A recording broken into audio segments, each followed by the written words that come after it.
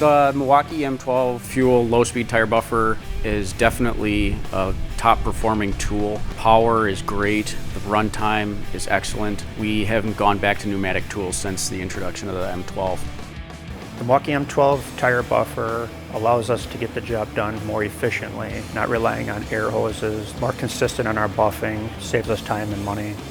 The low speed enables you to not over buff the inner line of the tire. Having the drilling speed at a lower speed helps also because if it's going too fast, it can heat the hole up too much and cause damage to the tire. With the quick lock coupler, you can just switch tools in and out. It saves us a lot of time.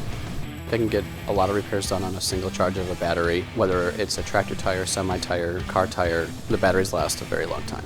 The M12 tire buffer is definitely a heavy-duty tool for a heavy-duty industry like tire work.